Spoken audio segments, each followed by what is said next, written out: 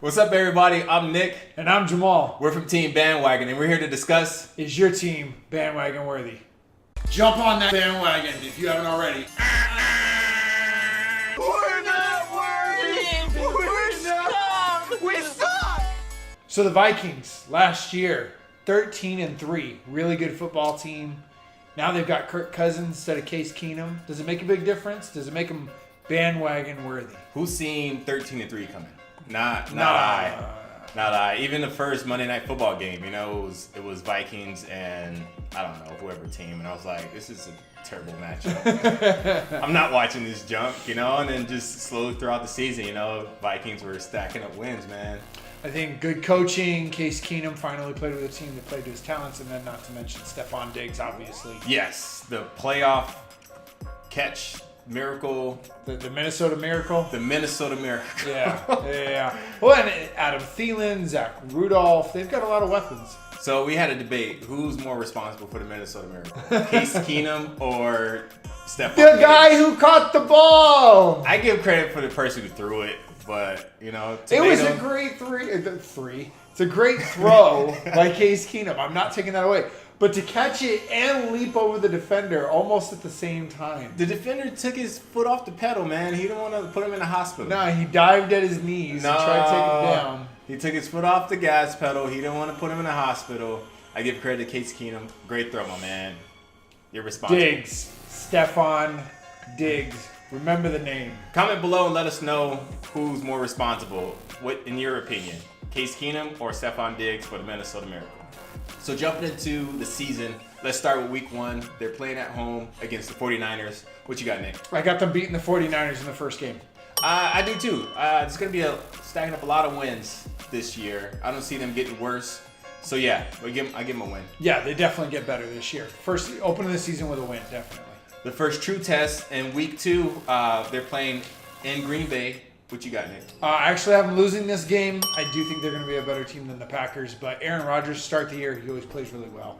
I got them winning surprisingly. I think they passed the test. I think the Packers they're going to be in a pretty good groove, so I think it's going to be a really close game. But I give the nudge to the Vikings. I agree there. I mean, not agree, obviously, but I can see where he's coming from. They'll be back at home taking on the Bills in week 3. Interesting game. Who do you think, Jamal? I got a win. A win. Yeah. Yeah. Quarterback situation for the Bills is no bueno, so I think that's an easy win. Yeah, whoever decides to be their quarterback is going to get destroyed by that Vikings defense. I have the Vikings also winning this game. No problem.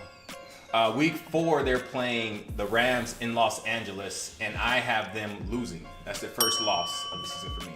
I was all over the Rams train last year. I still think they're going to be a very good football team, and I actually think they also get better. But my bandwagon team this year is the Vikings, so I do have them beating the Rams. A new bandwagon team, Nick. Yes. Wow. So you heard it first here. A new bandwagon team. It was the Lambs or Rams. Now it's the Vikings. So good. Yes, Vikings will beat the Rams. It will probably be one of the best games of the season. All right, Nick. All right. Week 5, they're playing the Eagles in Philadelphia. What you got, Nick? I have them beating the Eagles. Another big game on the Wow. road. I have them beating the Super Bowl champs too. We gave quite a few wins to the Eagles, but I don't think they get this one. Eagles are, again, another one of those teams that's going to be awesome this year. I love the fact that the Vikings are starting off their season with 2 really tough matchups. Could be one way or another. There's a good chance they're going to play one, if not both of these teams in the playoffs. I agree. Week 6, they're playing the Cardinals at home in Minnesota, and I give them a W. I give them a win as well. I'm starting to come around a little bit on the Cardinals. They've still got a good defense. Chandler Jones led the league in sacks last year, but it's not going to happen against Kirk Cousins. Nah, I don't think so. Yeah, so they win this game. Go Vikings. Week 7, going to New York, taking on the Jets, and around that time it's getting a little brisk, but still, they're going to get a win. Yeah, destroy the Jets. I agree. Week 8, they're playing the Saints at home in Minnesota, and I give them a loss. I have them winning this game. Saints, another team they could end up playing in the playoffs this year. No, Another good football team. The Saints, they want that revenge win, and I think they're going to get it. You think so? I think so. It should be interesting. Saints, again, Drew Brees, can't count them out. Alvin Kamara, they're a lot of fun. That Vikings defense is where I think they win on the back of a lot of these games. It's going to be a real fun game. Oh, absolutely. It's going to be a really fun game. Absolutely. Week 9, They're going to take on the Lions, division rival, big game, but they are at home, so I will give them a win in this game. Yeah, you know, these guys, this division plays a lot of each. Well, I think most divisions play a lot with each other. I don't know, that sounds weird. All divisions, they play each other at least twice. Yeah. Unless they meet again in the playoffs. So, at home against the Lions, Matt Stafford's great, but there's no way they beat the Vikings. Yeah, I give the Vikings a win in week 9. Going into week 10, they get a bye week. They get a chance to kind of rest from all their winning. And then week 11, they go into Chicago and get a win for me. I have this one down as a loss. And the Bears are kind of unpredictable this year. But honestly, more than anything, I think the reason I gave them a loss here is because I want them to go undefeated. It was one of those things like I know they're going to be really good, but I don't think they're going to just own the league. So, but the Bears will be all right. So if they're going to lose anything, it's going to be a division game on the road. Week 12, they're playing the Packers in Minnesota. What you got, Nick? I actually have them winning this game. They're going to be at home, finding their rhythm. I had them losing the first time against the Packers. By this time, again, they're a better team. They get their revenge. I think they have the Packers number, and they're going to take another win over the Packers for the season. Get a sweep over the Packers. That'll be interesting. I just think they have their number, especially, they had their old quarterback, jump ship, So, it's just more of a mental game like, hey, we got one up on you. Yeah, it's a good point. Week 13, going into New England, taking on the AFC champs, the New England Patriots. I have them winning this game. What do you think, Jamal? I have them losing. I think the Patriots are going to go on a nice stretch at the end of the season, playoff run. If you're curious about our Patriots bandwagon worthy, we have a video. Check it out. But other than that, yeah, I don't see them losing too many games this season. Vikings take a loss against the Pats. Hard to argue with that. They still got Tom Brady. It is what it is. Going into Seattle, Monday Night Football. Week 14. Seattle Seahawks, Week 14. And I actually have them losing this game. I have them losing too. Yeah. Bright lights, they've been on a really hot streak, and the Seahawks aren't getting too many wins, but it's it's a chance for for the nation to see them play. I think they're gonna rise up to the moment and beat the Vikings. Russell Wilson's just one of those guys that it doesn't matter how good your defense is, you can make his job harder, but that guy is so hard to bring down. He's so hard to sack. He's so good on the run. He's a great quarterback, and I think he'll make enough plays here. Vikings probably a little tired after playing the Patriots the week before. Seahawks win, Vikings lose. Week 15, they're playing the Dolphins at home in Minnesota. What you got, Nick? This might be Ryan Tannehill's last game. He got injured last year, missed the whole season. I think the Dolphins are in a position they need. So does he get a win on his last game? No. He gets crushed. That's 2 Minnesota's losses. Defense is going to be all over him. This is his last game, and they don't get a win? Because I think he's going to tear his ACL.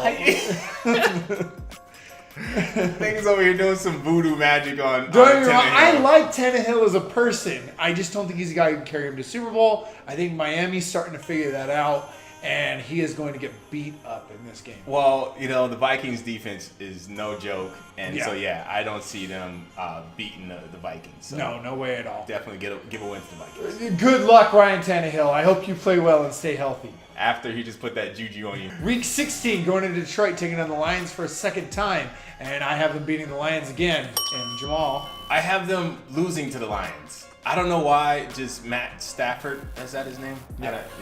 Okay. I don't know why, but Matt Stafford is like. He's like a magician, he's one of the most underrated quarterbacks to ever play. He is, because when you look at him, you're like, oh, this guy can't play, and then he freaking goes and lights it up. So yeah, I give him that win, week 16. Matt Stafford is that good. He probably makes something happen, but I think the Vikings end the season on a hot streak, and going into that, week 17, playing at home against the Bears, another division rival, but for me, they win this game, ending the season on a high note. I think that's a win for the Vikings. The Vikings, are going to just close out the season. I don't see them losing to the Bears. That's, I don't know, just too easy. Yeah, ending the season on a high note. That's a layup, Yeah, totally. But Bears probably going to be pretty beat up by them, too, because they're also a very young team. Yeah. The season record I have for them closing out the at the end of the year, riding into the playoffs, is 11-5. I have them 13-3, same record as they went last year.